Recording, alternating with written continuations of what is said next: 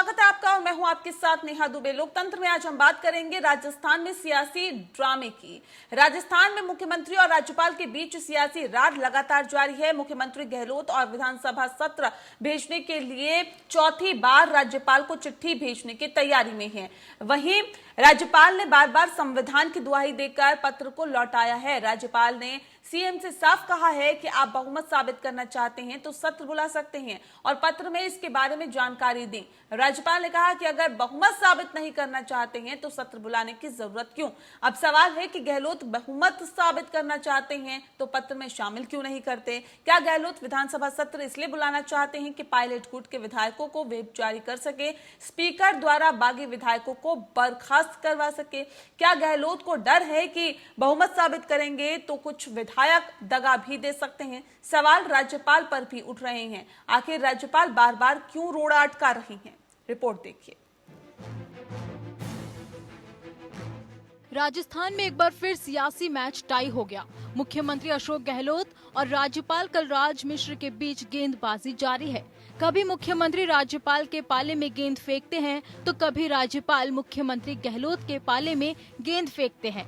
यानी दोनों के बीच गेंदबाजी जारी है, दोनों के बीच दांव पेच जारी है। संविधान की दुआई देने का सिलसिला जारी है। गहलोत सत्र बुलाने के लिए बार बार प्रस्ताव भेजते हैं और राज्यपाल कोई न कोई खामी बताकर संविधान का हवाला देकर लौटा ही देते हैं। गहलोत ने तीसरी बार प्रस्ताव भेजा और राज्यपाल ने लौटा दी। मुख्यमंत्री अशोक गहलोत विधानसभा का इमरजेंसी सत्र बुलाना चाहते हैं, लेकिन राज्यपाल को इसका कारण नहीं बताना चाहते हैं। वो राज्यपाल की शिकायत प्रधानमंत्री से लेकर राष्ट्रपति तक से कर रहे हैं, लेकिन राज्यपाल को कागज पर ये लिखकर बताने को तैयार नहीं है कि वो बहुमत साबित करना चाहते हैं और इसके लिए सत्र बुलाना जरूरी है। सदन में किस टॉपिक्स के ऊपर चर्चा होगी, कौन से बिल आएंगे, ये तय करना विधानसभा अध्यक्ष जी का काम है। और उस कमेटी में बीजेपी, कांग्रेस पक्ष और विपक्ष के सभी लोग हैं, निर्दलीय लोग भी हैं और जो अदर पार्टीज हैं उनके भी लोग हैं। वो तय करते हैं कि सदन के अंदर क्या क्या कार्यक्रम होंगे, क्या क्या बातें होंगी। तो मुझे लगता है कि ये केवल एक इन्फॉर्मेशन के लिए गवर्नर साहब के पास में जाती है और निरंतर तीसरी बार फाइल आई है। तो मुझे तो लगता है कि मैं इसके ऊपर क्या कहूँ, जो चीज़ है सबके सामने है। लोकतंत्र के अंदर ये पहली बार हो रहा है कि इस तरह से कैबिनेट के फैसले को बार बार महामहिम गवर्नर साहब के यहाँ से वापस फाइलें आना, ये दुर्भाग्य है कि जिस प्रकार से लोकतंत्र को एक तरफ देश चाहता है, जिस पर से दुनिया पूरी देख रही है कि किस प्रकार से संविधान का, लोकतंत्र का चिन्हन हो रहा है। लो हमने भी बहुत अच्छी तरह पढ़ा है, आपने भी देखा है। कोई अधिकार नहीं है बार बार लौटाने का कि ये मीटिंग तो सत्र तो आउट होके रहेगा। कैबिनेट का कोई फैसला होता है वो काम स्पीकर का होता है, बाकी का काम कि भाई किस प्रकार से वहाँ पर व्यवस्था रखी जा सकती है, किस प्रकार से सिटिंग व्यवस्था हो सकती है, क्या वहाँ पर किस किस बिंदु के ऊपर बात की जा सकती है। ये गवर्नर साहब का नहीं है, ये स्पीकर का काम होता है। इसलिए वो अगर फाइल चाहे तीसरी बार लौटावे, चौथी बार लौटावे, पांचवी बार लौटावे, बार बार लौटाते रहे, लेकिन आखिर ये सत्र आउट होके रहेगा और राजस्थान की विधानसभा के अंदर कांग्रेस पार्टी की जीत होगी।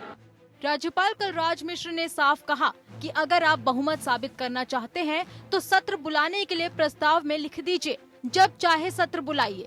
अगर नहीं तो फिर विधानसभा सत्र बुलाने की इमरजेंसी क्यों है, या नियम अनुसार 21 दिन का नोटिस देकर सत्र बुलाइए। गहलोत सरकार ने फिर राज्यपाल को जवाब भेजा। उसमें राज्यपाल की ओर से पूछे गए 3 सवालों के सीधे जवाब की बजाय संविधान और अधिकार की बातें की गई हैं। 31 जुलाई को ही सत्र क्यों चाहते हैं और एजेंडा क्या है, इसका सीधा जवाब नहीं दिया गया।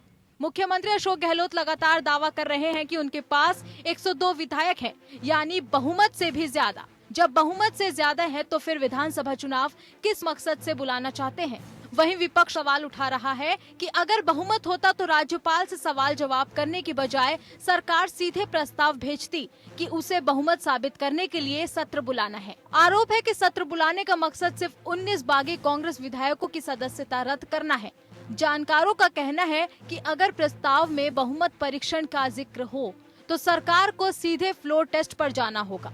ऐसे में पायलट समेत 22 विधायकों के साथ अगर 2 विधायकों ने भी क्रॉस वोटिंग कर दी या सहयोगी दल बीटीपी या सीपीएम के विधायक अनुपस्थित रहे तो सरकार के गिरने का खतरा है। आंकड़ों के गणित में फिलहाल गहलोत गुट के पास 100 ही विधायक माने जा रहे हैं। एक विधायक समाज कल्याण मंत्री मास्टर भंवर लाल इतने बीमार हैं कि मतदान नहीं कर सकते हैं। विधानसभा अध्यक्ष सीपी जोशी तब ही मतदान कर सकते हैं जब पक्ष और विपक्ष के मतों की संख्या समान हो, यानी जोशी गहलोत सरकार को टाई होने पर ही बचा सकते हैं। ऐसे में गहलोत शक्ति परीक्षण के बजाय कुछ बिल पर चर्चा के बहाने सत्र बुलाकर विहिप जारी करवा सकते हैं। विहिप जारी होने पर पायलट समेत 19 विधायकों को विधानसभा सत्र में आना होगा, लेकिन ऐसा मुमकिन लग नहीं रहा है। अगर बागी विधायक नहीं आएंगे तब मुख्यमंत्री अशोक गहलोत के पास विहिप के उल्लंघन का नोटिस जारी करवाकर पायलट समेत 19 विधायकों के खिलाफ अयोग्यता की कार्रवाई स्पीकर से करवाने का मौका रहेगा। अगर ऐसा होता है तो सीधे 19 विधायक 200 सदस्यों वाली विधानसभा में कम हो जाएंगे। तब गहलोत को बहुमत साबित करने के लिए 101 मतों की जरूरत नहीं होगी, महज 91 मतों की जरूरत होगी बहुमत साबित करने के लिए। लेकिन इस रास्ते में राज्यपाल रोड़ा बने हुए हैं। वहीं दूसरी तरफ हाईकोर्ट में भी कई याचिकाएं दाखिल की गई हैं। तब सवाल है कि क्या गहलोत सिर्फ बागी विधायकों को अयोग्य साबित करने के लिए सत्र बुलाना चाहते हैं? क्या गहलोत बहुमत साबित करना इसीलिए नहीं चाहते कि अगर किसी विधायक ने धोखा दिया तो उनकी सरकार गिर जाएगी? क्या राज्यपाल जानबूझकर अड़ंगा लगा रहे हैं कि ताकि बागी विधायकों को मौका मिल सके? Bureau report, APN news. तो क्यों सत्र नहीं बुलाया जा रहा? क्योंकि मुख्यमंत्री गहलोत विधानसभा सत्र बुलाने के लिए चौथी बार राज्यपाल को चिट्ठी भेजने की तैयारी में है। राज्यपाल ने बार बार संविधान की दुहाई दी और ऐसे में पत्र को लौटा दिया। राज्यपाल ने सीएम से साफ कहा है कि आप बहुमत साबित करना चाहते हैं तो सत्र बुला सकते हैं, और पत्र में इसके बारे में आखिर जानकारी क्यों नहीं दी जा रही है कि अगर आप सत्र बुलाना चाहते हैं तो इस बारे में भी स्पष्ट कर दीजिए कि हम सत्र बुलाकर बहुमत साबित करना चाहते हैं। राज्यपाल ने कहा कि अगर बहुमत साबित नहीं करना चाहते तो सत्र बुलाने की जरूरत क्यों है? अब सवाल है कि गहलोत बहुमत साबित करना चाहते हैं तो पत्र में शामिल क्यों नहीं करते? क्या गहलोत विधानसभा सत्र बुलाना इसलिए चाहते हैं कि पायलट गुट के विधायकों को व्हिप जारी कर सके, स्पीकर द्वारा बागी विधायकों को बर्खास्त करवा सके? क्या गहलोत को डर है कि बहुमत साबित करेंगे तो विधायक दगा भी दे सकते हैं? क्या ये भी एक वजह है? इस पे आज हम तफसील से चर्चा करेंगे। खास मेहमान हमारे साथ लगातार मौजूद हैं, उनसे आपका तारुफ करा देते हैं। राखी राठौर जी हमारे साथ हैं, प्रवक्ता हैं राजस्थान बीजेपी की। राखी जी, बहुत स्वागत है आपका। निरंजन पोद्दार जी हमारे साथ जुड़ गए हैं, राजनीतिक विश्लेषक है। निरंजन जी, आपका भी बहुत स्वागत है। और साथ ही हमारे साथ स्वर्णिम चतुर्वेदी जी जुड़ गए हैं, जो कि कांग्रेस के नेता हैं। स्वर्णिम जी, बहुत स्वागत है आपका। सबसे पहला सवाल मेरा स्वर्णिम चतुर्वेदी जी आपसे है, क्योंकि जाहिर तौर पर बार बार मुख्यमंत्री की तरफ से पत्र लिखा जा रहा है, लेकिन राज्यपाल विधानसभा सत्र बुलाने के लिए तैयार नहीं है। आखिर क्लियर क्यों नहीं किया जा रहा कि अगर विधानसभा सत्र बुलाया जाए तो क्यों बुलाया जाए? ये क्लियर क्यों नहीं है? देखिए, आपने कभी भी ऐसा कोई उदाहरण नहीं सुना होगा कि किसी राज्यपाल को किसी भी सरकार ने, हम ही नहीं, भारतीय जनता पार्टी की हो, चाहे सीपीआई की रही हो, चाहे किसी की भी रही हो, कभी भी सत्र क्यों बुलाया जाता है इसका कारण नहीं बताया जाता। और कारण बता करके सत्र बुलाने के लिए कभी पत्र नहीं लिखा जाता। लेकिन सर, आपातकाल में अगर बुलाया जाता है या फिर इमरजेंसी में बुलाया जाता है तो उसके लिए कारण स्पष्ट किया जाता है, ये भी आपको पता होगा। नेहा जी, आपातकाल नहीं है, आज नहीं 21 दिन बाद बुलाएंगे। लेकिन हमारे राजस्थान में आज सुनिए, 3 बार पहले भी विधानसभा सत्र जो है, पहले जब विधानसभा सत्र हुआ था आयोजित 7 दिन के नोटिस पे आहूत हुआ था। इसके बाद जो है 10 दिन के नोटिस पे आहूत हुआ। तो कभी भी विधानसभा सत्र 21 दिन के नोटिस पर, अभी जब से ये नई विधानसभा गठित हुई है और यही राज्यपाल महोदय हैं, 21 दिन का नोटिस देकर के कभी आहूत नहीं हुआ, पहली चीज। दूसरी चीज, जो कानून है, नियम है, कायदे हैं, संविधान में जो प्रावधान है, उन प्रावधान में यह है कि विधानसभा सत्र आहूत करना है, इसकी जानकारी कैबिनेट द्वारा अपने पत्र से राज्यपाल महोदय को दी जाती है। राज्यपाल महोदय को विधानसभा सत्र नहीं चलाना, विधानसभा सत्र जो है उसकी कार्रवाई होती है विधानसभा अध्यक्ष द्वारा, बिजनेस कमेटी द्वारा। शायद ये सभी जितने भी जो विधायी कार्यों में समझते हैं वो जानते हैं इस बात को। सिर्फ विधानसभा सत्र आहूत करना है, इसके लिए कैबिनेट की अनुशंसा की जाती है और यही प्रक्रिया है।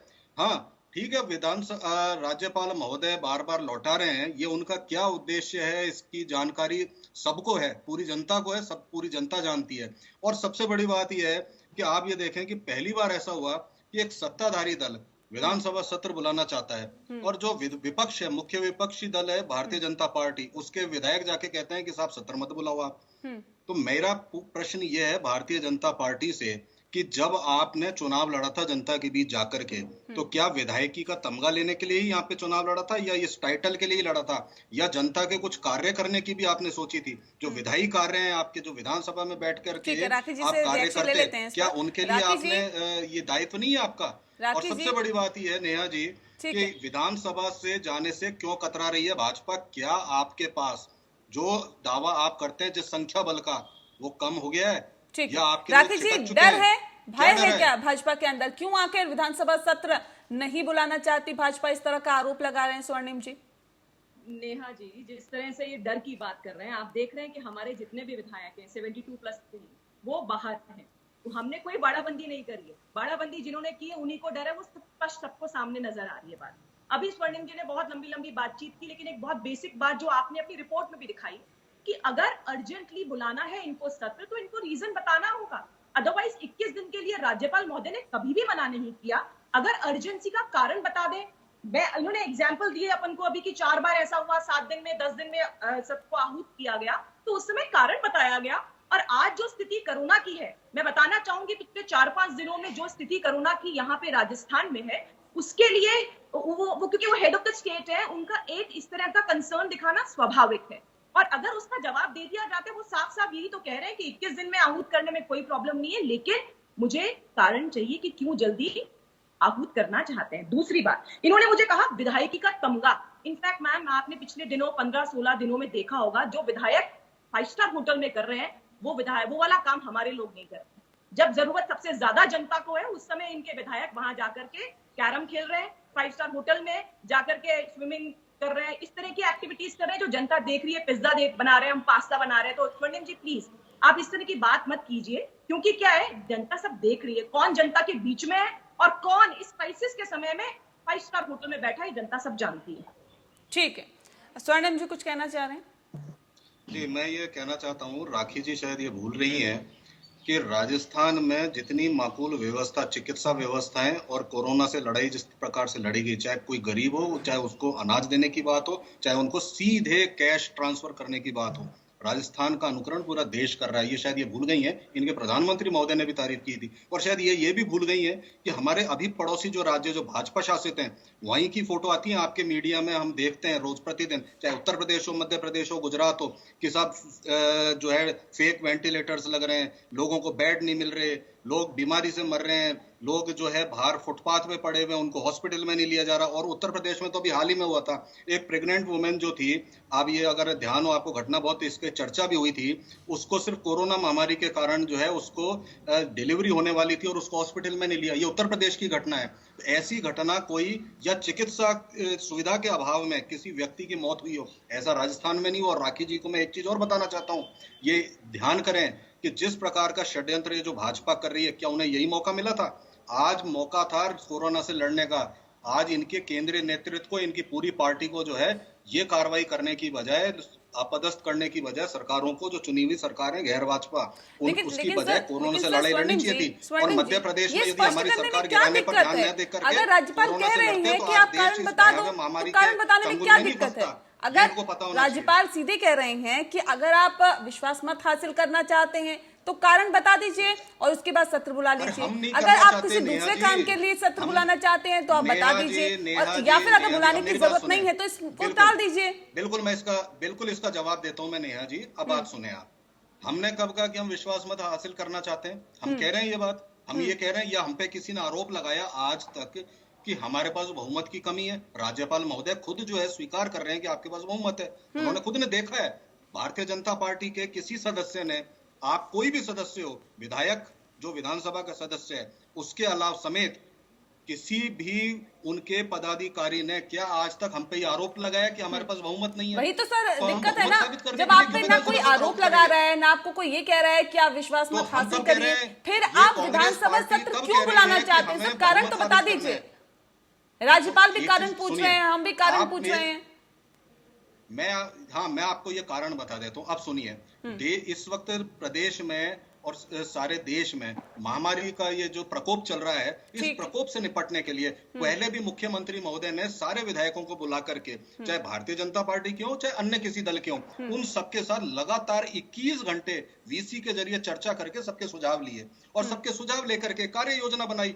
अगर भारतीय जनता पार्टी वास्तव में जनहित में और जनहित के कार्य करना चाहती है तो क्यों नहीं विधानसभा में बैठ करके तो योजना बनाने के लिए सत्र बुलाना चाहते हैं एक योजना तो बनाए, सर वो बैठ तो के ऑनलाइन चर्चा आप करें। डिजिटल दो के बात ये जरिए कहेंगे, आप चार तमाम बात हम कहेंगे विधायकों कि को ले जनहित लीजिए में लाइन पर, क्या इस चर्चा योजना से बना भागना लीजिए। चाहते हैं?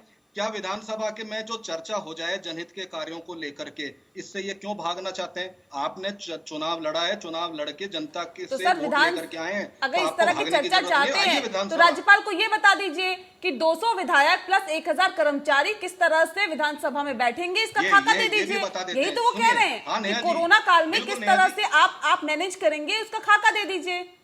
बिल्कुल नेहा जी, मैं इस बात का जवाब दे देता हूं आपको। बहुत आपने अच्छा प्रश्न किया, क्योंकि ये प्रश्न बार बार उठाया गया है, लेकिन आपको मैं इसका प्रश्न का उत्तर तो अभी कुछ ही दिन पहले राजस्थान की जनता ने, इन पूरे देश को प्राप्त हो चुका। अब कैसे हुआ?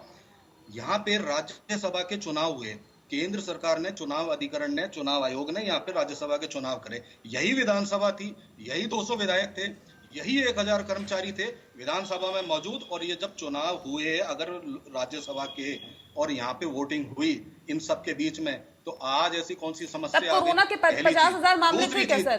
50,000 मामले डेली आ रहे थे क्या?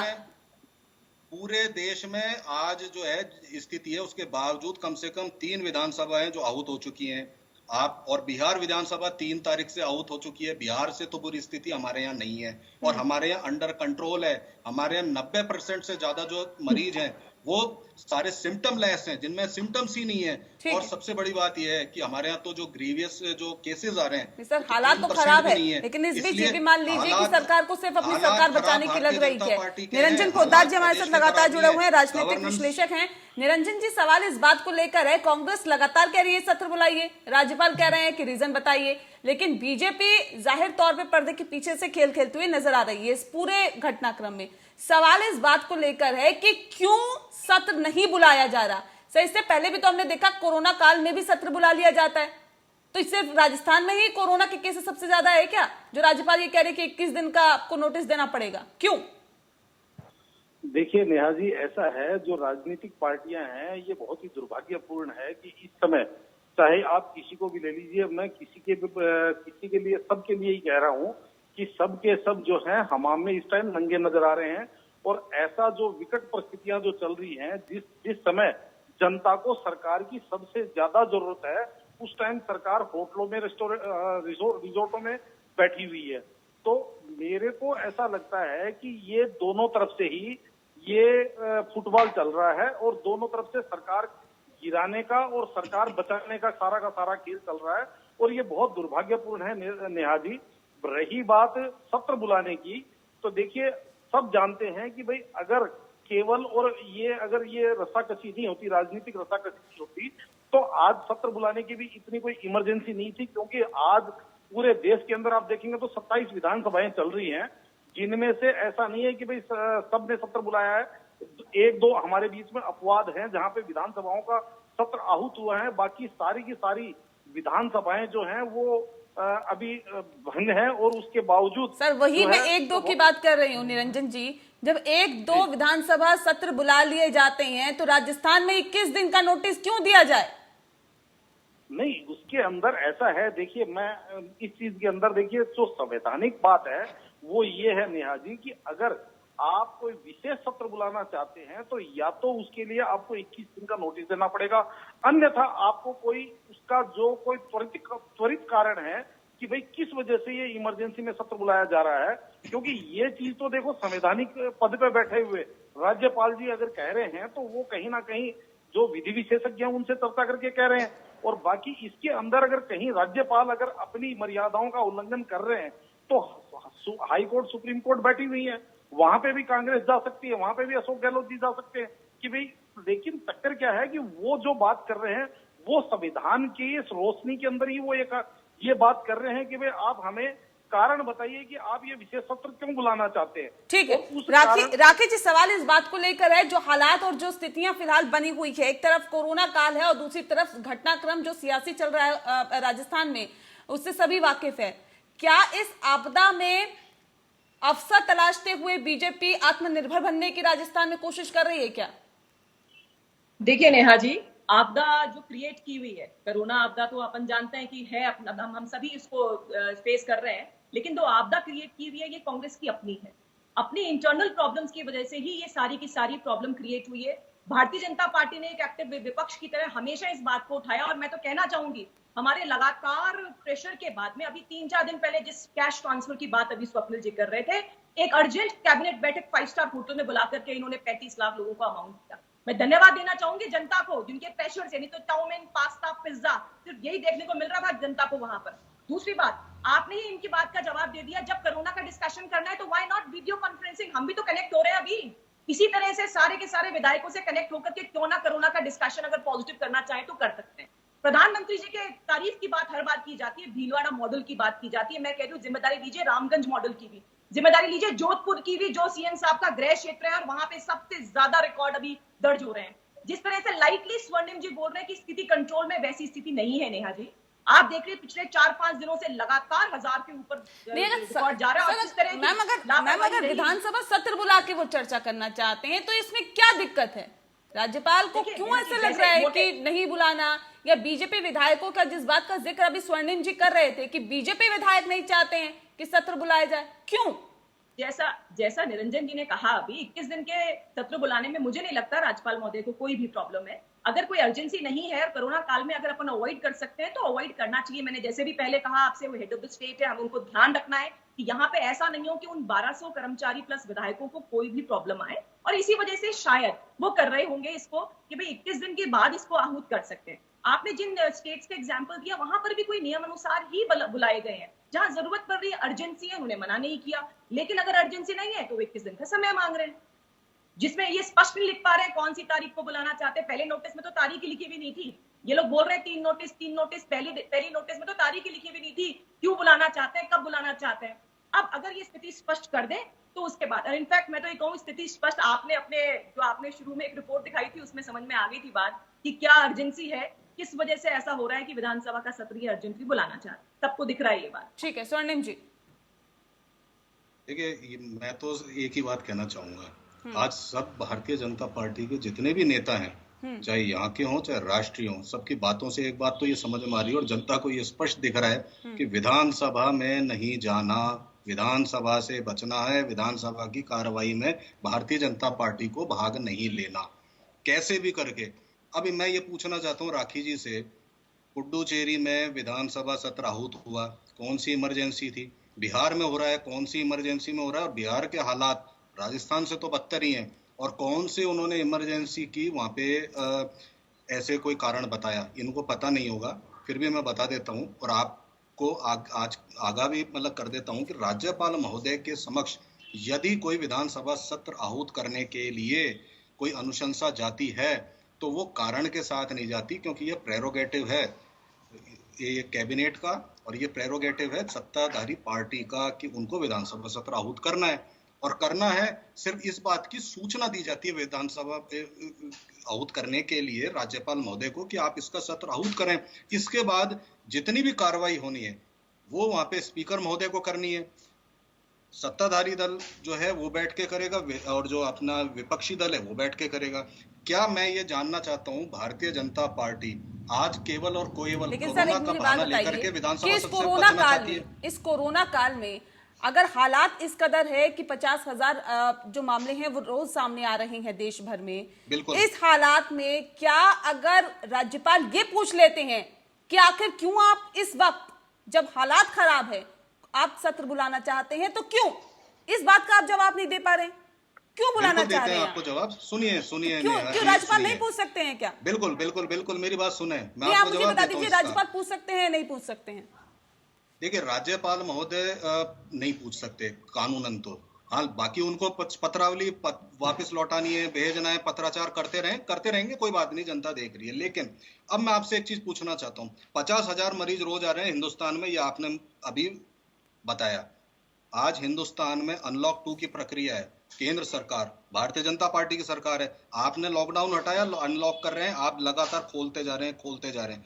पूरे केंद्र सरकार, स्वास्थ्य मंत्री हो चाहे प्रधानमंत्री जी हो, हमने उनकी मन की बात में सुना, सारी बातें सुनी कि हमें कोरोना के साथ ही अब जीना है। कोरोना तो खत्म नहीं हो रहा। 21 दिन बाद क्या ये राखी जी ये विश्वास दिला रही है सबको कि 21 दिन बाद कोरोना खत्म हो जाएगा? क्या वैक्सीन बना रही है भारतीय जनता पार्टी? लेकिन मैं आपको सिर्फ यहाँ पे ये बताना चाहता हूँ कि जब हमें कोरोना के साथ ही रहना है, और कोरोना काल में जब कोरोना काल जब बढ़ रहा था, उस वक्त तो हमें ये पता भी नहीं था कि क्या होगा क्या नहीं। चिकित्सा सुविधाएं भी नहीं थी, जांच सुविधाएं नहीं थी। राज्यसभा का सत्र चल रहा था, आप ध्यान करिए, कोरोना काल चल रहा था। हम मध्य प्रदेश में हम कह रहे थे कि ये इसका अचानक ये महामारी फैली है, इसका फैलाव बढ़ रहा है। मध्य प्रदेश में सत्र आहूत किया या नहीं किया इनके गवर्नर ने? इन्होंने ही मांग की थी, तब कोई कोरोना नहीं था, क्योंकि वहां इनको सरकार हमारी गिरा करके अपनी बनानी थी। हुआ सत्र आहूत। यहाँ हम कह रहे हैं प्रधानमंत्री जी अनलॉक कर चुके, अनलॉक 2 चल रहा है। कोई ऐसी परिस्थिति नहीं है कि दोबारा लॉकडाउन होगा या कोई रेस्ट्रिक्शंस लगाए जा रहे हैं केंद्र सरकार द्वारा। तो आज भारतीय जनता पार्टी एक तरफ केंद्र में बैठ करके तो ये कहती है कि अब कोरोना के साथ जीना है, और यहाँ पे आप ये बहाना बना रहे हैं, इनके विधायक और इनकी ये पूरी पार्टी कि साहब कोरोना है, इसका ध्यान रखते हुए 21 दिन तो टाल ही दिया जाए। 21 दिन बाद क्या ठीक हो जाएगा? इसलिए मैं आपसे ये कहना चाह रहा हूं कि जब इन्हीं कर्मचारियों को लेकर के जितने कर्मचारी विधानसभा में उपस्थित होते हैं, प्लस 200 विधायकों के साथ अगर राज्यसभा चुनाव में वोटिंग हो सकती है पूरे दिन भर, तो फिर आज विधानसभा सत्र आहूत हो से नहीं। भारतीय जनता पार्टी को समस्या है, आप विधानसभा सत्र का बहिष्कार कर देना, मत आना। आपके जो विधायक आ सके आएंगे, नहीं आना चाहें नहीं आएंगे, लेकिन विधानसभा की कार्रवाई में भाग लेने के लिए या जनहित के कार्यों पे अगर चर्चा हो जाए, उससे बचने के लिए भारतीय जनता पार्टी को ये बहाना बनाना तो बिल्कुल उचित नहीं है। क्योंकि आज कौन सा ऐसा कार्य जो नहीं कौन हो रहा? बहाना बना रहा है, प्रधानमंत्री कौन महोदय, नहीं? राखी जी, सवाल इस बात को लेकर है कि जो हालात फिलहाल प्रदेश में बने हुए हैं, उसके मद्देनजर अब कहीं ना कहीं हमने ये भी देखा कि किस तरह से धरना प्रदर्शन हुआ, राज्यपाल राजभवन का घेराव हुआ, कांग्रेस की तरफ से प्रदर्शन भी किए जा रहे थे। ये पूरा मामला हाई कोर्ट तक पहुंचा, सुप्रीम कोर्ट तक पहुंचा, राजभवन तक पहुंचा। क्यों आखिर इसकी नौबत क्यों आई, जब इस तरह के हालात बने हुए हैं देश और प्रदेश में कि कोरोना जैसी महामारी से जूझ रहा है देश, उसके बाद इस तरह की पॉलिटिक्स क्यों? देखिए नेहा, सबसे पहले तो ये हालात आज नहीं बने हैं। इसकी शुरुआत दिसंबर 18 में ही हो गई थी, जब जनता ने कांग्रेस को मैंडेट दिया और 5 दिन का समय लगा इनको ये डिसाइड करने में कि सीएम कौन होगा। ये तभी शुरू हो गया था जब 1.5 साल से डिप्टी सीएम और सीएम के बीच में कोई संवाद नहीं था। ये तभी शुरू हो गया था जब सीएम साहब ने डिप्टी सीएम को कोई कागज देने को, किसी अधिकारी को उनकी बात मानने को सबका मना कर दिया। ये तभी हो गया था जब सेंट्रल नेतृत्व ये जानते हुए, इनके प्रभारी ये जानते हुए कि यहाँ पे फसल चल रही है, उन्होंने समय रहते इस फसल को नहीं संभाला। ये तभी शुरू हो गया था। और क्योंकि इनका एक वर्टिकल डिवीजन हुआ है और उसी वजह से ये सारी की सारी प्रॉब्लम्स इकट्ठी हो गई है। बार बार स्वर्णिम जी एक बात करते हैं राज्यसभा चुनाव। मैम, आप जानते हैं राज्यसभा चुनाव जब होते हैं तो एक एक आदमी आकर के वोट देता है, जो मैनेजेबल भी है। लेकिन अगर हम विधानसभा का सत्र बुलाएंगे तो उसमें सभी लोग साथ में शामिल होंगे, इतनी सी बात समझ नहीं आ रही है। और उसके लिए भी राज्यपाल महोदय मना नहीं कर रहे हैं। लेकिन मैडम, बाकी स्टेट्स में भी तो अगर सत्र बुलाया जा रहा है तो वहां पे भी तो विधायक है ना, वहां पे भी तो कोरोना है। 10 तारीख से पौंडीचेरी की बात एक्चुअली क्या है, स्वर्णिम जी से जब भी बात की जाती है ना, वो राजस्थान के अलावा बाकी सबकी बात शुरू करेंगे। जब भी कभी कोरोना की बात करेंगे तो वो राजस्थान के अलावा बिहार, यूपी की बात करना शुरू कर देंगे। जब भी इनसे कभी विधानसभा में सत्र बुलाने के कारण की बात करेंगे तो कहेंगे वहां भी आ रहा है। आप अपना कारण स्पष्ट कीजिए, हर स्टेट डिफरेंट है। ये बात करते हैं कि हमारे पास में भीलवाड़ा मॉडल की, अरे बाकी मॉडल्स की जिम्मेदारी भी स्वर्णिम जी आप लोगों की ही है कि आपने किस तरह से इसको संभाला कि जोधपुर में इस तरह से विस्फोट हुआ कोरोना का। तो मैम एक्चुअली क्या बार बार ये बात कहना कि आसपास की चीजों से चीजों को डाइवर्ट करना, आपने किसी भी सवाल का डायरेक्ट जवाब नहीं दिया। आपने पूछा इनसे कि क्यों नहीं ये स्पेसिफाई करते कि इनको बहुमत सिद्ध करना है, इसीलिए बुला रहे हैं। और जिस तरह के षड्यंत्र की बू सबको आ रही है, सबको दिख रहा है कि षड्यंत्र है यहाँ पर, वो षड्यंत्र सामने सबको नजर आ रहा है, लेकिन उसको एक्सेप्ट नहीं करना चाहते हैं। लेकिन बार बार आप लोगों पर भी तो आरोप लग रहे हैं कि आप चुनी हुई सरकार को गिराने की कोशिश कर रही हैं, और आप बीजेपी खासतौर पर इस तरह जो ऑपरेशन लोटस है जहां मध्य प्रदेश में चलाया, कर्नाटक में चलाया, ये तमाम और स्टेट्स में भी चलाने की कोशिश की जा रही है। और अब जो ये कड़ी है, ये राजस्थान फिलहाल इसका अभी पूरा ठिकाना बन गया है। राजस्थान में सरकार को गिराने की कोशिश हो रही है। क्यों भाजपा पे बार बार इस तरह के आरोप लगते हैं, ये थोड़ा सा समझते पर है। और जब भाजपा के नेताओं से पूछा जाता है तो वो अपने आप को पाक साफ बताते हैं, हमारी बीजेपी तो जी ऐसे नहीं कर सकती। क्यों बार बार इस तरह के आरोप लग रहे हैं मैडम? देखिए, ये सिर्फ और सिर्फ प्लानिंग है लोगों की, इनके वर्टिकल डिवीजन, इनकी जो हार हुई, इस तरह से जो इनके संगठन की पोल सबके सामने खुली कि किस तरह से वर्टिकली डिवाइडेड थी कांग्रेस पार्टी, और वो इल्यूजन क्रिएट करने के लिए जनता में बीजेपी का नाम बार बार इनके प्रवक्ताओं द्वारा, इनके मंत्रियों द्वारा और इनके नेताओं द्वारा लिया जा रहा है। अपनी कमी नहीं छुपाते हैं। क्यों नहीं करते हैं? आपने कल का स्टेटमेंट देखा मार्गरेट अलवा साहब का? उन्होंने कहा कि सोनिया गांधी अगर चाहे तो एक कप चाय के अंदर इसको निपटा सकती है, बीजेपी कहां बीच में आ रही है। आप अगर आपका सेंट्रल नेतृत्व इसको कंट्रोल नहीं कर पा रहा तो बीजेपी कहां बीच में आ रही है? मार्गरेट अलवा साहब इतने सीनियर इनकी नेता है, उन्होंने ये बात कहा है कि सोनिया गांधी अगर एक कप चाय पे बुला ले तो ये प्रॉब्लम खत्म हो जाएगी। बीजेपी कहां बीच में आई? ये सिर्फ और सिर्फ अपनी कमी छुपाने के लिए, जैसा स्वर्णिम जी कर रहे हैं, इधर उधर की बात कर लो, अपनी बात कुछ ना करूं, वो वाली बात है। ठीक है, कहीं ना कहीं लूज पोल रहे होंगे, उस पर भी हम बात करेंगे स्वर्णिम जी से। लेकिन सवाल आपसे ही है मेरा दोबारा कि जब सचिन पायलट के पोस्टर फटते हैं तो सचिन पायलट के समर्थकों को इतना दुख नहीं होता जितना भाजपा के नेताओं को होता है। क्यों? जब पैरवी करते हैं पायलट की तो हरीश साल्वे पहुंचते हैं कोर्ट में, मुकुल रोहतगी पहुंचते हैं, सवाल नहीं खड़े होंगे क्या मैम? देखिए, बार बार भारतीय जनता पार्टी सिर्फ और सिर्फ इसलिए बोलती है क्योंकि इनके प्रवक्ता, इनके नेता हर बार भारतीय जनता पार्टी को बीच में लाते हैं। हम भी अपना पक्ष जनता के बीच में रखेंगे, क्योंकि अगर किसी बात को बार बार गलत बात को बार बार दोहराया जाए तो वो सच लगने लगती है, कि परसेप्शन बन जाता है कि सही है। तो भारतीय जनता पार्टी का बोलना तो इस कारण से है क्योंकि इनके 10 शब्दों में से 5 शब्द भारतीय जनता पार्टी होते हैं। अपने गिरह में नहीं झांक के देखते कि हमारी कमियां, हमारी संगठन में क्या कैपेबिलिटी में प्रॉब्लम थी, वो नहीं देखते हैं, लेकिन हम पे हमेशा एलिगेशंस लगाने का काम करते हैं। इसीलिए भारतीय जनता पार्टी अपना पक्ष जनता के सामने रखने के लिए बोलती है। अदरवाइज हमें क्या, इनकी इंटरनल प्रॉब्लम है। मैं हरीश साल्वे और मुकुल रोहतगी की मैं बात कर रही थी। जो लॉयर का प्रोफेशन है, वो फ्री प्रोफेशन है। आप खुद देख रहे हैं राम मंदिर में भी कितने सारे लोगों ने प्लीड किया। आपने खुद देखा कि जैसे स्पीकर साहब हैं, स्पीकर साहब तो बिना किसी दल के होते हैं, उनके सामने उनके लिए कौन प्लीड कर रहा है? तो अब हर लॉयर अपना अपना केस लड़ने के लिए फ्री हो रहा है। फिर ये कनेक्ट करने की जरूरत बिल्कुल नहीं है कि भारतीय जनता पार्टी से वो कोई मेंबर है क्या? भारतीय जनता पार्टी मेंबर है क्या? हरीश साल्वे साहब मेंबर नहीं है, पर अभिषेक मनु सिंघवी साहब है मेंबर कांग्रेस के। तो बिना बात के फिर मैं कह रही हूँ ना, सिर्फ इल्यूजन क्रिएट करना, अपनी कमी नहीं बतानी है कि हमारे सीएम साहब ऐसे शब्दों का इस्तेमाल करते हैं अपने डिप्टी सीएम के लिए, राज्यपाल महोदय के लिए, चेतावनी भरे शब्दों का। वो बात एक्सेप्ट करेंगे क्या? नकारा निकम्मा जब जैसी बातें, जब डिप्टी सीएम के बीच में इस तरह की बातें हो रही है, जनता देख रही है इस बात को, और रिजल्ट यही होना था जो इतने दिन बाद हुआ।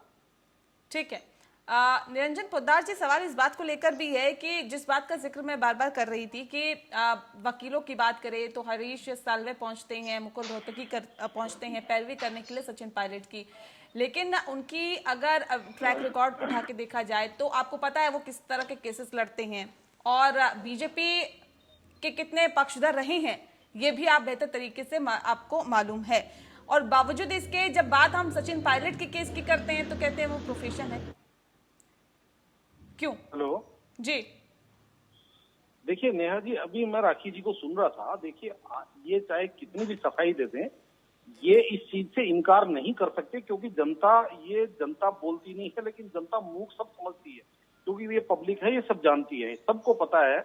और देखिए, मैं इसके अंदर एक चीज कहूंगा, ये निश्चित रूप से चाहे मध्य प्रदेश में हुआ है, चाहे राजस्थान के अंदर हो रहा है, ये है कांग्रेस का आंतरिक कलह। लेकिन इसके अंदर कहीं ना कहीं जो बाहर से जो सारा सिस्टम जो डेवलप किया जा रहा है वो भारतीय जनता पार्टी के द्वारा किया जा रहा है। और मैं तो राखी जी को एक बात और कहना चाहूंगा कि देखिए, प्रधानमंत्री नरेंद्र मोदी जी का आज अंतर्राष्ट्रीय नेता के रूप में आज कद बना हुआ है, और कहीं ना कहीं ये जो इंसिडेंट हो रहे हैं कोरोना काल के अंदर, देखिए वैसे राजनीतिक पार्टियों का काम होता है राजनीति करना, और राजनीति, जैसे मैंने आपको एक बार पहले भी कहा था कि जिस नीति से राज प्राप्त हो उसको राजनीति कहते हैं। तो राजनीतिक पार्टियां हैं, भारतीय जनता पार्टी भी राजनीतिक पार्टी है, कांग्रेस भी राजनीतिक पार्टी है। राज प्राप्त करने के लिए कुछ भी एम के प्रकार ने कुछ भी करते रहे, लेकिन लोकतंत्र की हत्या करना भी जायज है क्या?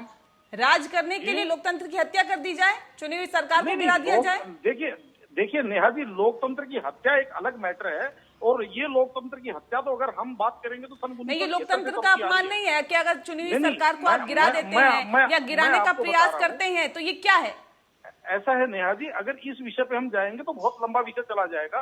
लोकतंत्र का जो अपमान है और लोकतंत्र की जो हत्या है, वो तो मेरा व्यक्तिगत ऐसा मानना है, जिस लोकतंत्र के अंदर व्हीप सिस्टम हो, वहां पे तो अपने आप जो व्हीप है वो लोकतंत्र को समझ लीजिए वायलेट कर रहा है। क्योंकि देखिए सीधी सी बात है, मैं कोई भी एक क्षेत्र का चुना हुआ विधायक अगर व्हीप से बंध गया और वो अपने विचार नहीं रख सकता, तो लोकतंत्र के अंदर ये एक बहुत बड़ी विषय हो सकता है, बहुत बड़ी बहस का विषय हो सकता है नेहा जी। लेकिन मैं वर्तमान परिस्थितियों में आपको बता रहा हूं कि कोई भी पार्टी इस चीज से अछूती नहीं है। ये सन 1975-76 से सिलसिला चालू है, और कांग्रेस जब केंद्र में मजबूत स्थिति में थी तब कांग्रेस भी क्या किया करती थी, और पहले भारतीय जनता पार्टी के साथ एक शब्द जुड़ता था, पार्टी विद डिफरेंस। लेकिन अब मैं जैसे बार बार आपकी डिबेट के अंदर कई बार इस चीज को बोल चुका कि पिछले कुछ सालों से खासकर ये जो नया नेतृत्व आया है, इसके बाद से भारतीय जनता पार्टी का भी कदाचित कांग्रेसीकरण हो गया है कि ना किसी से हमारी बैरास्ती है, ना कोई हमारे लिए अछूत है, और जिस चीज से सत्ता प्राप्त हो वो रास्ता हमारे लिए सबसे पवित्र रास्ता है। तो कहने का मतलब ये है कि अब इसके अंदर, इस हमाम के अंदर सारे नंगे हैं। लेकिन जो मेरे को भारतीय जनता पार्टी के प्रति मैं थोड़ा सा ये जो मेरे को तकलीफ हो रही है, वो ये हो रही है कि आज नरेंद्र मोदी जी अंतर्राष्ट्रीय स्तर के नेता है, और जो कोरोना काल आज विश्व भर के अंदर चल रहा है, और इस कोरोना काल को WHO के साथ साथ पूरा विश्व टकटकी लगाए देख रहा है। और उसके अंदर अगर भारत के अंदर अगर ये सूबों के अंदर अगर ये राजनीति सत्ता बनाने और सत्ता गिराने की राजनीति चलती है, तो कहीं ना कहीं अंतर्राष्ट्रीय बिरादरी के अंदर भी हमारी किरकिरी होती है नेहा जी। स्वर्णिम जी, कहीं ना कहीं जिस बात का जिक्र अभी निरंजन पोद्दार जी कर रहे हैं, क्या नहीं लगता कि कांग्रेस की परिपाटी रही है? यही कांग्रेस ने ही सिखाया है कि कैसे गिराना है, कैसे तोड़ना है, कैसे सरकार बनानी है? जी, मुझसे प्रश्न है ये? जी स्वर्णिम जी। जी देखिए, कांग्रेस की कभी परिपाटी नहीं रही कि दूसरी पार्टियों के नेताओं को तोड़ो और आओ। जो हमारे यहाँ आना चाहता है आएगा, हमारे पार्टी से जो जाना चाहता है वो जाएगा। यही तो बीजेपी कह रही है, यही बीजेपी कह रही है। मैं भी यही कह रहा हूँ आपसे, सुनिए मेरी बात, कि भारतीय जनता पार्टी के द्वारा इस वक्त क्या किया जा रहा है। कभी आपने ऐसा कभी सुना कि चुनी हुई सरकार को उसके जो है सदस्य विधायक उनको तोड़ा जाता है, उनसे इस्तीफे दिलवाए जाते हैं, सरकार को अल्पमत में ला करके गिराया जाता है। फिर उन्हीं ने जिन्होंने इस्तीफा दिया बिना विधायक बने, उनमें से 12-12, 13-13 लोगों को मंत्री बना करके सरकार का गठन किया जाता है। यह ऐसा एकमात्र उदाहरण हिंदुस्तान में भारतीय जनता पार्टी ने मध्य प्रदेश में दिया। दूसरा उदाहरण, कर्नाटक में येदियुरप्पा जी शपथ लेते हैं, बहुमत नहीं है उनके पास। बहुमत साबित करने के लिए 20 से 21 दिन का टाइम उनको राज्यपाल महोदय देते हैं, विधानसभा अध्यक्ष देते हैं। सुप्रीम कोर्ट कहते हैं नहीं, आप तो जल्दी बहुमत साबित कीजिए, 2 या 3 दिन में। बहुमत साबित करने के लिए विधानसभा का गठन होता है, येदियुरप्पा जी इस्तीफा देकर के घर रवाना हो जाते हैं। अब थोड़े दिन बाद ठीक है, वो सब चीजें हमने देखी, लेकिन राजस्थान में स्वर्णिम जी, राजस्थान में सर कहीं ना कहीं राजस्थान में सियासत के किले में सेंध लगाने के लिए कहीं ना कहीं कांग्रेस ने मौका दिया बीजेपी को। मानेंगे आप इस बात को? स्वर्णिम जी बता रहे हैं ना, इससे तो इन्हीं का रिपोर्ट कार्ड सामने आ जाएगा। कर्नाटका की अगर ये उदाहरण देते हैं तो मैं इनको बीच में टोक करके एक बात कहना चाहता हूँ कि कर्नाटका के अंदर तो देवगौड़ा जी की पार्टी जेडीएस और कांग्रेस ने एक दूसरे को गालियां दे दे करके चुनाव लड़ा था। फिर वहां पे सत्ता प्राप्ति के लिए दोनों एक जहाज पे सवार कैसे हो गए? न सिर्फ कर्नाटक सर, महाराष्ट्र की बात कर लीजिए, महाराष्ट्र की बात कर लीजिए, वहाँ पे भी पानी पी पी कर एक दूसरे को कोसने वाली पार्टियां मिलकर सरकार बना रही है। खैर उन बातों पर जाएंगे तो बहुत लंबी चीजें हो जाएगी। स्वर्णिम जी, आप राजस्थान पे ही आ जाइए सर। राजस्थान, निरंजन जी ने जो बात कही, आपने कहा महाराष्ट्र और कर्नाटका को लेकर के, इन दोनों ही स्टेट्स में कोई भी एक अकेली पार्टी मेजोरिटी के साथ नहीं थी। ये 2 ही विकल्प थे, या तो दोबारा चुनाव हो या राष्ट्रपति शासन लगे, और राष्ट्रपति शासन लगने के बाद कोई हॉर्स ट्रेडिंग हो, खरीद फरोख्त कर सकता हो कोई, तो कर ले। सरकार फिर भी नहीं बनती, और सरकार की नहीं बनने पर बार बार चुनाव हो, ऐसा करके कोई निरंजन जी बात सुनिए, 2 मिनट सुन तो लीजिए। तो क्या पार्टी लाइन चेंज हो जाएगी? विचारधारा चेंज मेरी करके बात आप सुनिए। अपने दूसरी पार्टियों के साथ सरकार बना लेंगे। और हाँ, अगर अब अगर मेरी बात ये सुनिए। सही है, हमने ये किसी सही है, भी तो अगर सरकार- बीजेपी ने अगर जम्मू कश्मीर में महबूबा मुफ्ती के साथ सरकार बनाई थी तो उस पर क्यों सवाल खड़े कर रहे थे, अगर ये सही है तो? देखिए, बीजेपी ने जो सवाल खड़े किए थे महबूबा मुफ्ती पर, वो ये बहुत राष्ट्रीय सुरक्षा को लेकर के थे।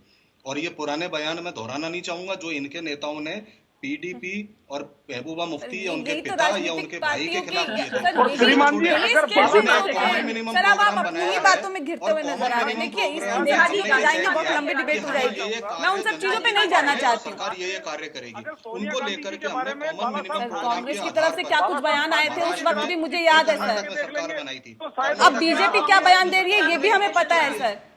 राजनीतिक पार्टियां सिर्फ और सिर्फ अपना फायदा देखती है, ये भी सभी के सामने है सर।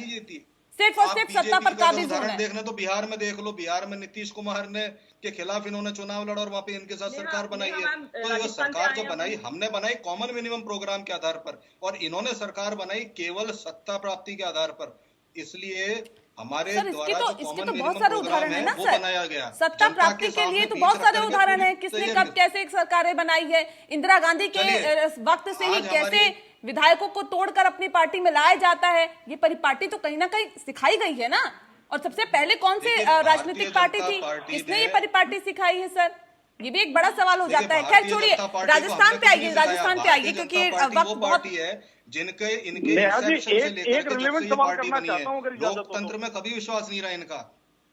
और भारतीय जनता पार्टी वो पार्टी है जिसने आजादी के पहले भी लोकतंत्र में विश्वास नहीं था, अंग्रेजी तंत्र में विश्वास था, अंग्रेजों का समर्थन किया, और लोकतंत्र उसके की बात बाद भी आप लोकतंत्र में इनका सुनेंगे। विश्वास अब नहीं अति हो था। गई है। और नया जो बात ये कब तक पार्टी सुनेंगे? आज भी ये फालतू की बात हम फासिस्टवादी लोग राजस्थान की बात जो है कर रहे हैं, इनकी फालतू की विचारधारा बात है, जिससे आज जिसको तक लेकर के किसी ये का बात 1942 लोकतंत्र में की बात कर रहे हैं। मुसोलिनी से मिले नेहा जी, कि प्लीज, हम राजस्थान आपकी के आइए, पार्टी अगर की इस तरह टॉपिक पे किस बोल तरह रहे से हैं, इनकी तानाशाही है सरकार हिम्मत, चला सकते इनके हैं। पास है तो आंकड़े, उस तो सरकार बोलिए को नहीं तो चलाने इधर का उनकी बात इन्होंने जो नहीं है खराब करें वहां से अपना। एक ट्रेनिंग ली, और इनके जो ठीक है। पैतृक संगठन है उसमें भी देख लें कहीं ठीक लोकतंत्र है, की बात स्वर्णिम नहीं जी, आती। उनकी स्वर्णिम जी, आप वेश अपने से संगठन उनकी पे आइए। वेशभूषा से स्वर्णिम लेकर जी, के नेहा जी, सारे स्वर्णिम जी, नाचने स्वर्णिम जी, सवाल सवाल ये है, देखिए सड़क सवाल पे ये आवाज- है कि राजस्थान में कहीं ना कहीं आपने लूज पोल दिए कि जो बीजेपी है वो राजस्थान की सत्ता में सेंध लगा सके।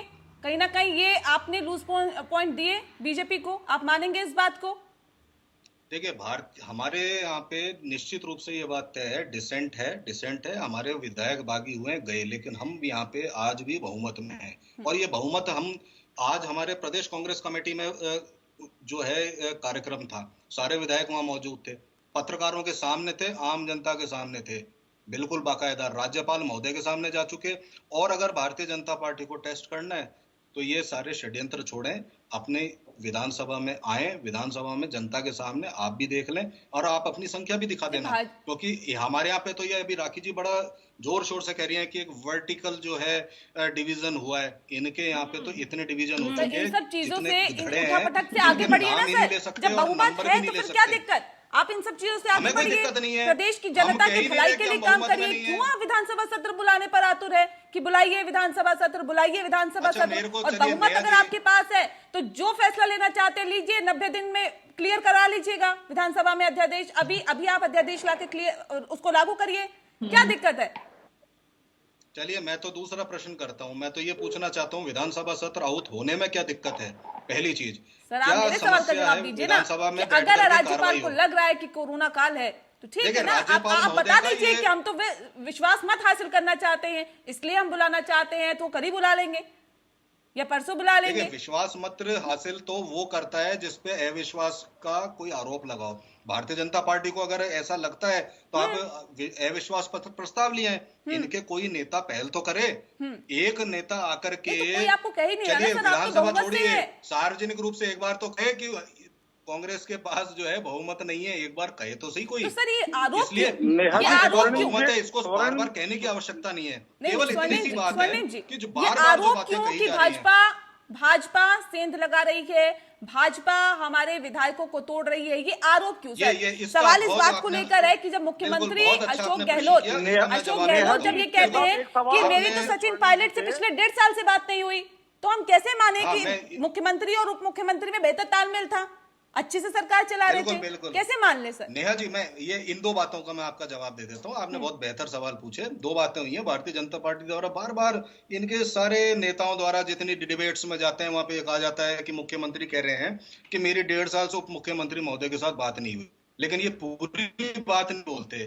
बात यह है कि 1.5 साल से कोई अगर नाराजगी थी, कोई अगर वैर था, कोई परेशानी थी, उस बारे में बात नहीं हुई। और इनको मैं ये राखी जी को ध्यान होगा, चूंकि प्रवक्ता हैं, प्रधानमंत्री महोदय के साथ अभी कुछ ही दिन पहले वीसी हुई थी, सारे स्टेट्स के मुख्यमंत्री बैठे थे और राजस्थान से मुख्यमंत्री और उप मुख्यमंत्री दोनों मुख्यमंत्री निवास में ही बैठे थे। और मुख्यमंत्री निवास में एक नहीं अनेकों वीसी प्रधानमंत्री महोदय के साथ या केंद्रीय मंत्रियों के साथ, केंद्रीय नेतृत्व के साथ, तो यानी कि अशोक केंद्रीय गहलोत हेल्थ झूठ मिनिस्टर बोलते के हैं? साथ हुई, उसमें झूठ सब बोल बैठे रहे हैं क्या? हैं। अशोक गहलोत जी ने ये कहा कि जो डिसेंट के संदर्भ में हाँ। और जो कहना चाहिए अगर कोई समस्या थी, हाँ। इसके बारे में बात नहीं हुई। बात करते हुए तो सारी दुनिया ने देखा है, चाहे सार्वजनिक समारोह हो, चाहे प्रधानमंत्री जी के साथ पिछले वीसी 10 हो, दिन में तो जो ये तो अशोक सब चीजों गहलोत ने की देखा है। स्टेटमेंट लेकिन है ना ये सर, झूठ वो सब उठा के देख भारतीय जनता लीजिए, पार्टी मुझे द्वारा बताने फैलाया की जा रहा है, जरूरत नहीं है कि दुष्प्रचार उन्होंने फैलाया क्या जा क्या रहा है। बयान और दिया दूसरी है। बात, आपने एक प्रश्न और पूछा था मेरे से, एक तो इसके संदर्भ में था, दूसरा कोरोना की तैयारियों के बारे में था, जो प्रश्न उठा भी यहाँ पे। क्या मेरी आवाज आ रही है? जी, अब आपकी आवाज मिल पा रही है जी, मेरी आवाज आ रही है वहां तक? सर, मिल पा रही है आपकी आवाज, आप अपनी बात रखिए। हाँ हाँ, मैं जो ये कहना चाहता हूं कि मैंने पहले भी कहा था कि और स्टेट्स की तुलना में, चलिए राखी जी को आपत्ति है, कोई बात नहीं, हम बीजेपी स्टेट्स की बात नहीं करेंगे। मैं यह बताना चाहता हूं कि आज हमने राजस्थान में 40,000 टेस्ट प्रतिदिन की फैसिलिटी जो है अवेल की है। हमने ये फैसिलिटी हमने तैयार की है और हमने लगातार टेस्ट बढ़ाने के साथ साथ, चूंकि इंटर स्टेट आवाजाही चालू है, जोधपुर, जालोर और ये जो इधर वाला एरिया है मारवाड़ का, इनका गुजरात से ट्रेड होता है, सर, भरतपुर, ठीक है, अलवर और सर, ये एरिया मुझे- यहाँ उत्तर प्रदेश से मुझे ट्रेड सब होता पता है कि मध्य राजस्थान प्रदेश की से ट्रेड सरकार होता है। अभी क्या तो कर ये रही पढ़ है, रहे हैं। कहाँ पे फोकस है और किस तरह से अपने विधायकों को एकजुट करने के लिए कहाँ पे पहुंचाया हुआ है, उस चीज को आप छोड़ दीजिए। देखिए, हमारे सवाल विधायक- सर, हमारे सवाल ये है, विधायक सवाल ये है कि अगर 1.5 साल से बात नहीं हुई तो क्या, अगर बात हुई है तो क्या अशोक गहलोत झूठ बोल रहे थे क्या? और क्या आप लोगों को डर है, आप लोगों को डर है कि बीजेपी विधायक तोड़ सकती है आपके? ये भी एक मुख्य वजह है कि आप लोग विधानसभा सत्र बुला के विश्वास मत हासिल करना चाहते हैं। उत्तर आपको, बिल्कुल, मैं इस प्रश्न का उत्तर आपको पहले देता हूं। देखिए, हमको डर की बात नहीं है। एसओजी जांच कर रही है। एसओजी की जांच में 2 भारतीय जनता पार्टी से जो कहना चाहिए इनके नेताओं से जिनके संपर्क हैं, वो 2 व्यक्ति वहां गिरफ्तार हैं और एक ऑडियो टेप भी सामने आया है विधायक की आवाज का और उनको प्रलोभन देने का, जिसमें जांच तो करवा केंद्रीय लीजिए। मंत्री जो नाम है उनका दिया जा रहा है हवाला। तो जांच कराने के लिए केंद्रीय मंत्री जी तो आ नहीं रहे, वो तो अपनी वॉइस सैंपल भी नहीं देना चाहते हैं। कोई बात नहीं, मत दें। जनता ने, जो बड़े नेता होते हैं, उनकी आवाज हजारों बार सुनी होती है, सब आवाज को पहचानते हैं, तो जनता तो जांच कर एक चुकी सवाल मेरा यहाँ अब पे अगर राखी जी एसओजी से, को जांच राखी करानी जी, है तो वो भी हो सवाल इस जाएगी। बात को तो लेकर जिस ऐसी ऑडियो टेप का परिस्थिति जिक्र में कर जो रहे आरोप हैं, लग एक तो रहे हैं, केंद्रीय देखिए, मंत्री नेहा जी, ऑडियो टेस्ट देने के लिए तैयार नहीं है, क्यों आखिर बार बार इस तरह के अच्छा, आरोप लग नेहा रहे जी, हैं? देखिए नेहा जी, जैसे स्वर्णम जी ने कहा कि एसओजी में ये एक एफआईआर दर्ज हुई है, इनके मुख्य सचेतक साहब ने एक एफआईआर दर्ज कराई है और आपने अगर उस एफआईआर को देखा हो तो उसमें लिखा हुआ है कोई गजेंद्र सिंह, यानी आपने इतने कंफर्म है तो अपने एफआईआर के अंदर नाम लिखवाते। नामजद एफआईआर दर्ज नहीं हुई। जब दर्ज नहीं हुई तो एसओजी जाकर के क्या राजस्थान के सभी गजेंद्र सिंह जी के लेंगे क्या कोई सैंपल? आपने जांच नहीं की कि कहां से सोर्स आया, सोशल मीडिया से आपको मिला, कहां से मिला, कौन से गजेंद्र सिंह, बिना किसी जांच के अब ये आकर के क्या इनकी प्रवृत्ति यही रही है, अंदर कुछ और बोलना है, बाहर कुछ और बोलना है। एफआईआर में कुछ और नाम लिखा है, बाहर आके बोल रहे हैं कि गजेंद्र सिंह जी का नाम है। अगर इतने कंफर्म है तो क्यों नहीं एफआईआर के अंदर गजेंद्र सिंह शेखावत लिखते? लेकिन मैम ये भी तो बता दीजिए कि अगर केंद्रीय मंत्री को लग रहा है बेबुनियाद मुझ पे आरोप लगा रहे हैं, तो आप खुद जाकर बोलिए कि मेरा ऑडियो टेस्ट करिए, मेरा वॉइस टेस्ट करिए। एसओजी किसके अंडर आती है?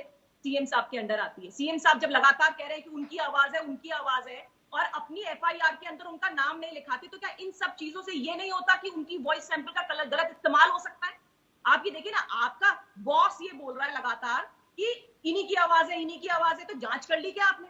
आपको एसओजी बोल रहा है अभी हमने जांच नहीं की, सेम डे सीएम साहब का क्या स्टेटमेंट आता है कि नहीं उन्हीं की आवाज है। तो देखिए इस सब चीजों में क्या होता है, एक प्रेशर जो है जो एजेंसीज है उस पर हेड ऑफ द बॉस का होगा।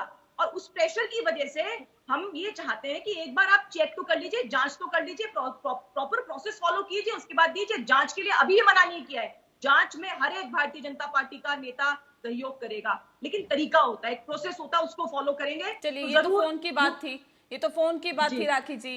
कैलाश विजयवर्गीय सभी मीडिया के सामने आकर कहते हैं कि हम तो अगर आलाकमान आदेश दे तो 2 दिन में मध्य प्रदेश की सरकार गिरा दे। वो क्या था? वहां पे तो कोई ऑडियो टेस्ट करने की जरूरत नहीं थी, वहां पे तो विजुअल भी साथ में थे। देखिए, वहां की जो बात थी एक्चुअली क्या, देखिए जैसे हर बार हर आंसर कपिल जी ने, स्वर्णिम जी ने घुमा फिरा के दिया। प्रॉब्लम इनकी इंटरनल है ना, इनकी इंटरनल डिससैटिस्फैक्शन है। क्यों आते हैं वहां निकल के संगठन से, क्यों ऐसा होता है? मैं एक बात और कोट करना चाहूंगी। आज ही सीएम साहब ने जब पीसीसी में इनका प्रोग्राम हुआ तब ये कहा कि हम लोग कांग्रेस का एक अधिवेशन करेंगे जिसमें कांग्रेस कार्यकर्ताओं की बात सुनी जाएगी। 1-2 साल के अंदर कांग्रेस कार्यकर्ताओं की बात सुनी जाएगी, इस तरह की बात की। यानी 1-2 साल तक फिर कांग्रेस, यानी अब तक तो कांग्रेस कार्यकर्ताओं की बात सुन नहीं रहे थे, और अब 1-2 साल बाद जब कांग्रेस का अधिवेशन होगा तब सुनी। तो बात सुनी नहीं जाती है, डिससैटिस्फैक्शन इनके अंदर है, नेतृत्व इसको भांप नहीं ठीक है, पाता, स्वर्णिम जी कुछ अपनी बात रखना चाहते हैं, जल्दी से आप बात रखिए। एक सवाल मुझे निरंजन जी से भी लेना है।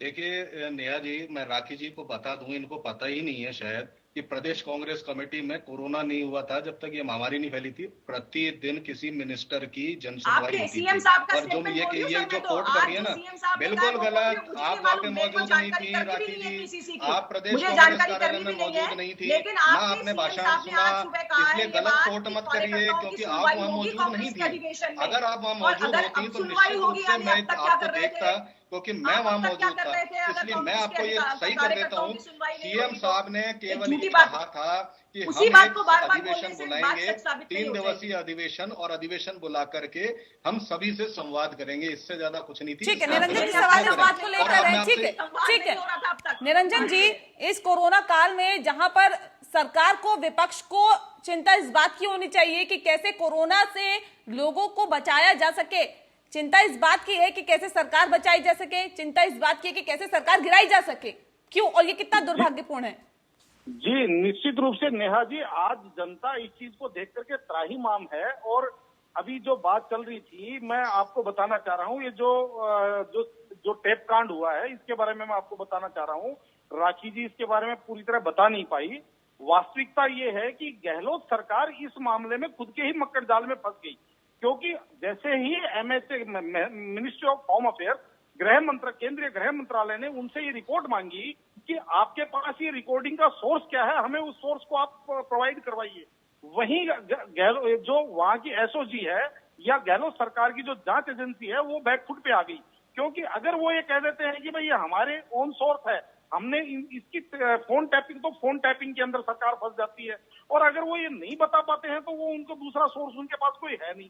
तो देखिए ये जो अभी स्वर्णिम जी से मैं एक सवाल और पूछना चाह रहा था आपके माध्यम से, कि ये जो बार बार कह रहे हैं कि बीजेपी जो है हमारे विधायकों को खरीदने पे लगी हुई है, तो मेरे को एक चीज समझ में नहीं आई, क्या कांग्रेस के विधायक बिकाऊ है? और अगर कांग्रेस के विधायक बिकाऊ हैं तो क्या इसका मतलब टिकट वितरण में आपके यहाँ कोई प्रॉब्लम नहीं है क्या? चलिए, सवाल तो बहुत सारे हैं, बहुत सारे यहाँ पे सवाल उठते हैं, लेकिन सबसे अहम और बड़ा सवाल यही कि आखिर जनता क्या इस वक्त अपने आप को ठगा हुआ महसूस नहीं कर रही? क्योंकि जो हालात और जो स्थितियां हैं, उम्मीद ये है जनता को कि उनसे जुड़े हुए मुद्दे कहीं ना कहीं उन पर आगे की नीति बनाई जाएगी, उन पर रणनीति बनाई जाएगी, उन पर अमल किया जाएगा। लेकिन यहाँ पर तो सरकार बचाने और सरकार गिराने की ही बात हो रही है। बहरहाल बहुत शुक्रिया आप सभी मेहमानों का हमारे साथ इस खास चर्चा में शामिल होने के लिए। इसी के साथ लोकतंत्र में इतना ही। नमस्कार।